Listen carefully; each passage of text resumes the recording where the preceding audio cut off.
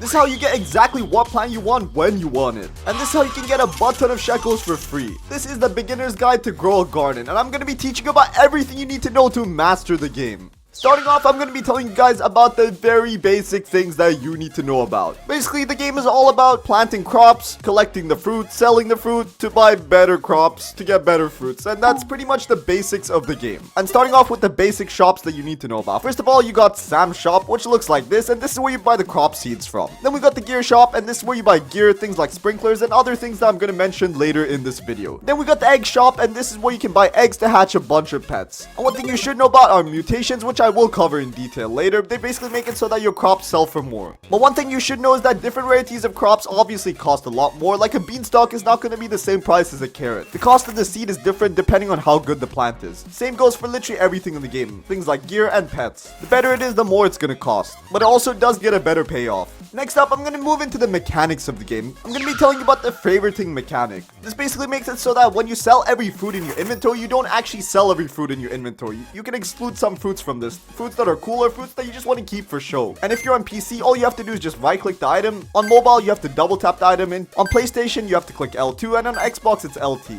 And you'll know the item is favorited when you see a little heart icon next to it. Another really important thing you should know as a beginner is not all plants in the game grow to the same size. I mean, most of them will be relatively the same size, but sometimes the plants can overgrow. I mean, look at this beanstalk here, and now look at this one. There's a pretty big difference here. And if you want your plants to overgrow more frequently, you can change the odds by using things like sprinklers. One downside to plants being overgrown is that they take a bit longer to grow, but it is definitely worth it because they sell for a lot more. And one thing you are going to notice is that every time you're going to harvest something, you're going to see the weight of it in your inventory. And obviously, the more the plant weighs, the more it's going to sell for. And you can use this formula to see how much you can actually sell for. And fruit size is not the only thing that decides how much the fruit sells for. There's obviously mutations, which I will get to in a bit.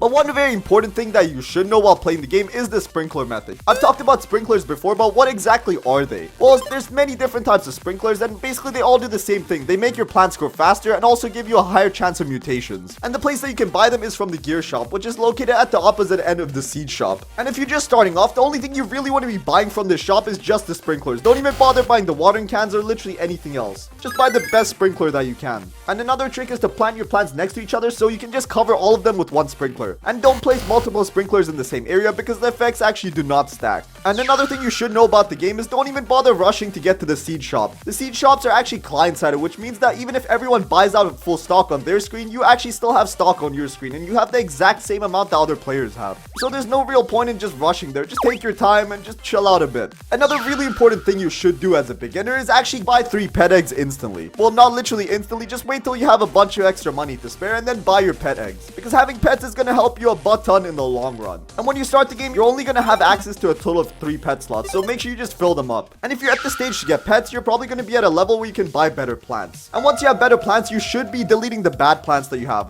So if you reach the level of like tomatoes, then you shouldn't really be having strawberries or blueberries in your garden. And the reason for that is that you might waste your mutations. I mentioned mutations before, but what exactly are they? They're basically something that just increases the amount of money you get from selling a crop. And there's many different types of them. There's the wet mutation, chilled, moonlit, pollinated, bloodlit, plasma, honey glazed, heavenly, frozen, golden, zombified, rainbow, shocked, celestial, disco, void touch, dawnbound. Each mutation has a different chance of happening. For example, the void touch mutation makes it so that your fruit sells for 135 times more its original value, while other mutations like wet or chilled only double the chances. But another thing you should know is that your mutations actually stack, which means if you have the moonlit and bloodlit mutation at the same time, instead of the highest one taking priority, you're actually going to have a 6 times multiplier. So usually what players do is that they literally just let a butt ton of mutations stack up on their fruit before they actually harvest it. Because once the fruit is harvested and in your inventory, you actually cannot get any mutations on it. And going back to my original point of why you should destroy your bad fruits. Basically, most mutations happen only during events. And there's only a limited amount of plants in your garden that will be affected by the climate. So if you have really bad plants and the mutations go to them, it's going to be a little bit of a waste.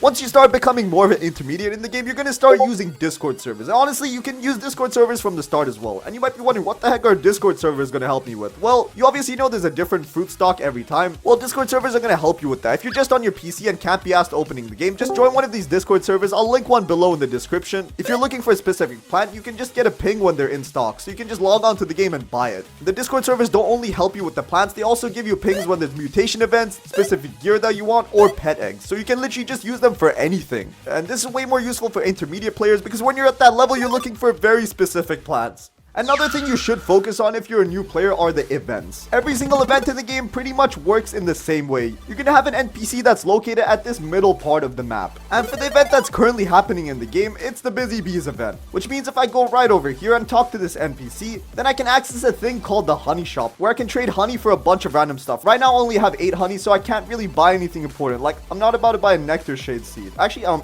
gonna do that because I actually don't have it. There's different ways to get the things for the event. For this specific one, I need to collect pollinated plants and put it into this machine here, and it's gonna turn it into honey. So I'm gonna head over to my garden and look for any plant that's pollinated. I got a pollinated purple dahlia. I need to also make sure that it's at least 10 kg. Okay, it's 21 kg, which is gonna work really well. For this machine to start, you can see here that it requires 10 kg. So I'm gonna give my plant to this guy, and boom, it's gonna start the honey making process just like that. And once this is done, I'm gonna get a bunch of honey, which I can trade with the queen bee to get something pretty crazy. And keep in mind, everything that you can get from the shop over here actually will never return to the game after the event is over, which is pretty crazy. For example, if I buy this honey walkway, which I've already bought, you can see it at the entrance of my garden. Once the honey event is ended, this item is exclusive only to people that bought it during the event. I can literally never get this back. The same thing applies to pets and literally anything from the event. Before the Busy Bee event, there was actually the Lunar event, and there were a lot of things that you could get during the Lunar event, and I also have some items from it. Here, this owl right here is only something that I could get during the Lunar event, which means this is currently unobtainable in game unless I trade for it with other people, so there's no other way to get it in game.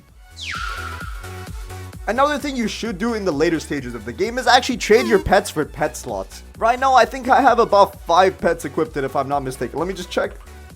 Oh, I've reached the maximum amount of pet slots, so I have 6 pet slots activated. And when you join the game, you only get a total of 3 pet slots. So what I've done here is just unlock some extra pet slots, and there's actually 2 different ways to do this. The first one is to literally just buy it with Robux right here. So here you can see the requirements for what you need for the next pet slot. So I need a pet that's at least reached the age of 60, which I don't have yet. But once I do, I'm going to trade it in for another pet slot. You can also trade in pets for extra egg equip slots. And what I mean by egg equip slots is that you can only place a maximum amount of eggs on your plot at the same time. And that limit for everyone at the start is 3. So just like this, I can just trade in a pet that I have for the chance to place 4 eggs on my plot at the same time. But most of you shouldn't be doing this because most of the time you can only buy 3 eggs. Like, look at this. There's only 3 eggs in stock and it takes a bunch of time to refresh. So there's not really that much of an advantage to having 4 slots. I'm just gonna place these anyway.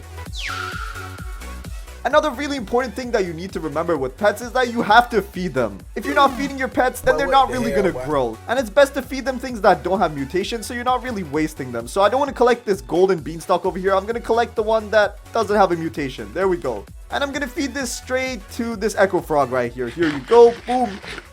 And boom.